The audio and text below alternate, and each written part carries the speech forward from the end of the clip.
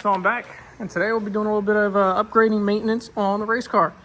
So over here, I've got my little, I would say this is a 6-core or 6-row transmission cooler. Got it mounted up here. Not so perfect, not so professional, I would say.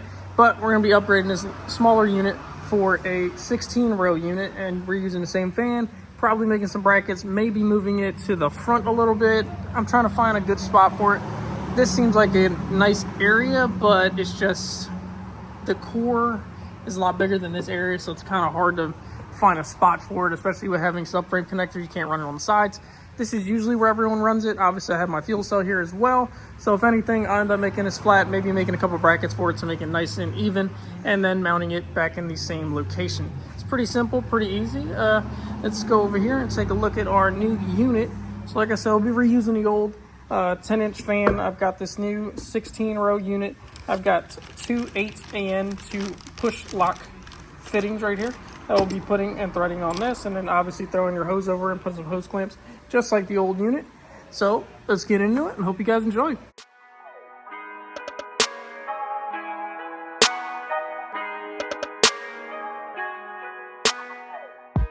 All right, so as you guys can see, this is our little 6-pass transmission cooler that we had on the car. Worked great, kept the car fairly cool, I'd say, while driving around, just cruising and stuff like that. The car was around the 140s to 160. No problems with this one. Had a big 10-inch fan on top of it. No problems at all. Now we'll be upgrading, obviously, to this big double-stacked 16-row transmission cooler. And like I said, we've got these -8AN fittings with the push-over style for the hoses. So we'll just slap this thing with the fan and then put our fittings onto the lines, and then we'll remount this thing back up somewhere in the car after I decide where we're going to go. All right, guys, it's been a little while, so I ended up moving my transmission cooler lines from out here by the subframe connectors to the inside of the rail with P-clamps. Now, I mounted the transmission cooler like template idea here. As you can see, my little pieces of cardboard, I've been making little brackets and stuff like that, some templates on what I can make to have this mount here instead of mounting it back here. Obviously, if you have a factory gas tank, it goes in this location. This is where your fuel head is. This is where your ass goes when you're sitting in the seat. So having that cooler and then having this here, there's very limited amount of room on where I can mount it.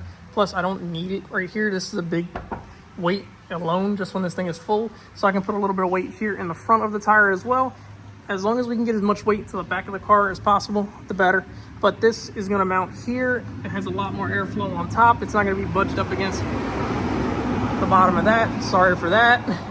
But yeah, it's not going to be butted up against the bottom of this, basically just pushing the hot air up and it bouncing back down. We'll actually be able to flow through the fan up and then out the top and then out of the car, obviously. Also, it will run less transmission cooler line. I bought those 45s. I'm not even going to end up using them. I got these 180s here, so I'll just basically wire these two lines, one to here and one to over there, and then the wire will obviously be nice and easy. So you'll have your return and your going back to the transmission and, you know, coming and going. So it's pretty easy. So I'm going to get this thing all fabbed up. I did start making some brackets for it. I got this one started so far. Basically going to be mounting it to the body, then through one of the loops I'll run like a bolt or nut or like a spacer in here, so the way I can mount it through here and it'll hold it up nice and tight to the body on both sides. This one's like a U bracket. I will get this thing nice and straight and flat to make sure that the transmission cooler lays nice and flat. And then I'll put some screw, if you understand, like the screw through zip ties, you know, the ones that you can put a screw through it and then zip tie it to the wall. I'll put some of those, probably one over here and then one over here, just in case like these brackets ever failed or something like that. There's something else that's going to hold it up. Not also, you'll have the brackets, you'll have a couple zip ties, and you'll have the line itself that'll hold this transmission cooler up into place, just in case anything was ever to happen. This thing will not be one back there, and it also won't, you know, fall off, and it's just a lot less work. It looks a lot cleaner this way, so we'll do it this way.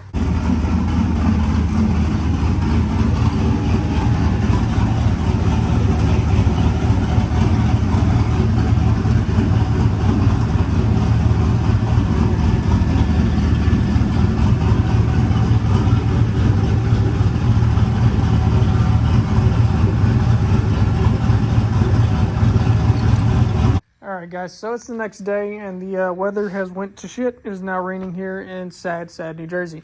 So, just want to give you guys a little update on the transmission cooler. So I went and took the car, drove it around a little bit. Car sitting there idling, gets up to around 160 degrees. Nice, cool, chilling out, not doing anything. Went, put the car on the brake, launched the car, you know, did a whole little test hit. Car got up to about 180 at the end of the test hit, and I started backing the car back up after like a burnout and stuff like that. Car's at 180, backing up. I'm back down to 160 in maybe 20-ish seconds. So this transmission cooler, obviously being a 16 row over the old 6 row unit, was a lot better, and it's a very big upgrade for this car. It's going to make it more street drivable. I'll look at doing a nice transmission like overflow tank in the front, and then basically it'll be streetable, so I'll be able to drive this car a lot more places. We are looking at changing these back tires over to radials as well, just so we can do a little more street driving with it and have more fun with it. I'm trying to do some no prep stuff, but also want to keep this thing street car worthy and ready for the track at all times. So all that being said, transmission cooler rocks. I will put up some more videos of me out driving around, enjoying it, showing the temps and stuff like that. But I will say, big upgrade. I would definitely look into it for your car. The 16 row deals are nice as hell. I will put the link down below for the unit I bought. It was really cheap. I think it was like 75 bucks maybe for the 16 row. Cooler itself has 8 AN fittings on the ends that you just screw them on, and then you just run your old fan setup if you have one, or you just get another fan setup. But you don't have to go out and buy the whole Delrin or whatever brand name that one is. You can get by with this one, honestly. And it's the same unit if you think about it. They're all the same. It just, some has different brand names. The Delrin kit comes with like some brackets. I made my own brackets, and they come sometimes with lines and fittings.